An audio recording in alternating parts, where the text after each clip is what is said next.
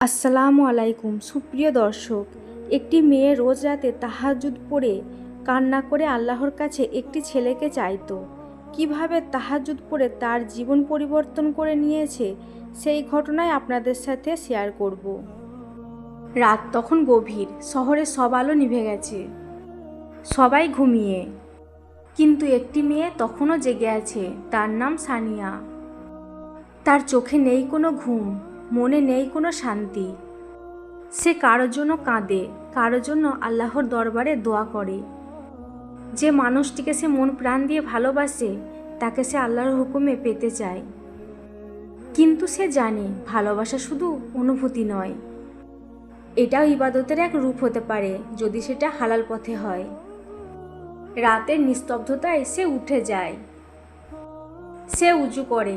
পানি যখন মুখে লাগে তার চোখের জল মিশে যায় সেই পানির সাথে। সে দাঁড়ায় নামাজের মাঠে, তাহাজ্জুদের নামাজে, কণ্ঠে কাঁপুনি, চোখে নূরের ঝিলিক। সে বলে, হে আল্লাহ, যদি সেই মানুষটি আমার জন্য ভালো ও মঙ্গলজনক হয় তাহলে তাকে আমার জীবনের সঙ্গী করে দাও, আর তা যদি না হয় তাহলে আমার মনকে এত শক্ত করে দাও তাহলে আমি যেন মানুষের ভালোবাসায় নয়, আমি যেন আল্লাহর ভালোবাসায় শান্তি ও সুখ খুঁজে পাই। এই দোয়াটি সে প্রতিদিন করত। দিন চলে যায়, মাস চলে যায়, তার এই দোয়া যেন আকাশে গিয়ে কোথাও হারিয়ে যায়। তবুও সে থামে না। তার বিশ্বাস আল্লাহ তাকে খালি হাতে ফেরাবে না, কেবল সময় দেন সঠিকভাবে।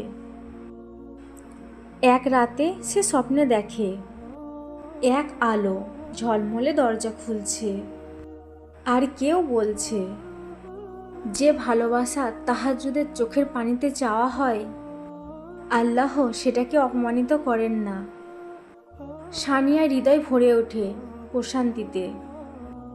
কয়েক মাস পর হঠাৎ খবর আসে, আলহামদুলিল্লাহ আলহামদুলিল্লাহ আলহামদুলিল্লাহ, যে মানুষটিকে সে ভালোবাসত তার বাড়ি থেকেই বিয়ের প্রস্তাব এসেছে। সানিয়া তখন বুঝে যায় তাহাজ্জুদে সে নিঃশব্দ কান্না বৃথা যায়নি। আল্লাহ তার ভালোবাসাকে হালাল পথে পূর্ণ করেছেন। এরপর চলে আসে সানিয়া সে সুখের দিন, তার ভালোবাসার দিন।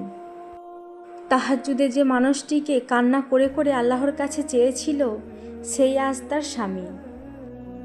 বিয়ের রাতে সানিয়া তার স্বামীকে বলে, তুমি জানো আমি তোমায় ভালোবেসেছিলাম মানুষের মতো, কিন্তু তোমায় পেয়েছি তাহাজ্জুদের দোয়ায় আর আল্লাহর রহমত হিসেবে।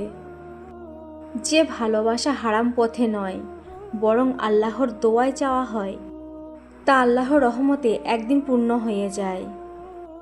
তাহাজ্জুদ শুধু কান্নার নামাজ নয়, এটি সেই দরজা যেখানে হৃদয়ে সত্য ভালোবাসা কবুল হয়।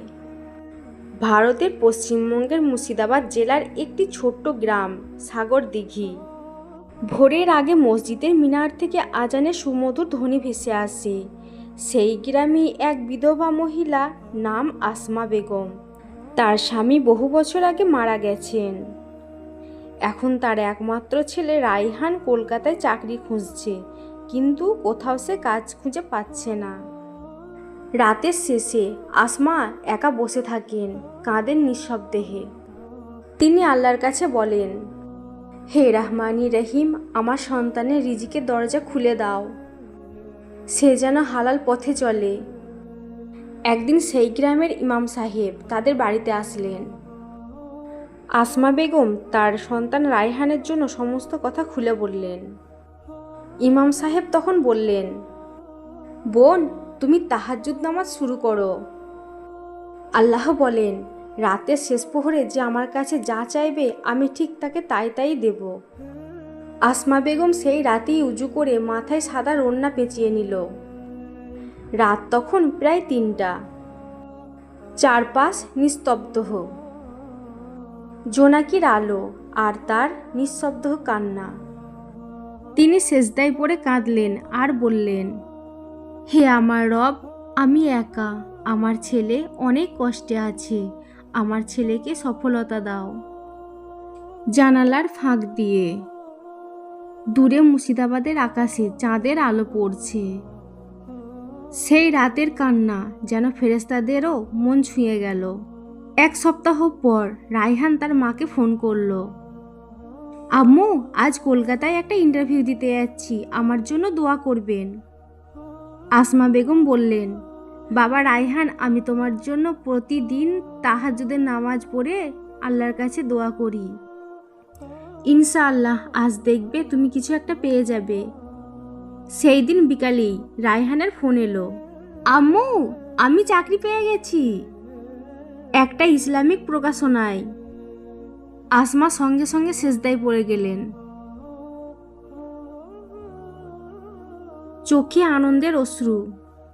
হে আল্লাহ, তুমি আমার দোয়া কবুল করেছো, তুমি আমার তাহাজ্জুদের নামাজ কবুল করেছো। তাহাজ্জুদ পড়ার এই সময়টা এমন একটি সময়, মহান আল্লাহ তাআলা আসমানের নিকটতম আকাশে অবতীর্ণ হয়ে বলেন, কে আছো যে আমার কাছে দোয়া করবে?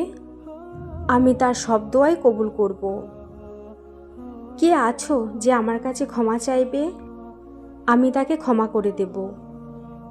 তাহাজ্জুদ নামাজ মানুষকে পরিশুদ্ধ করে এবং গুনাহ মাফের দরজা খুলে দেয়।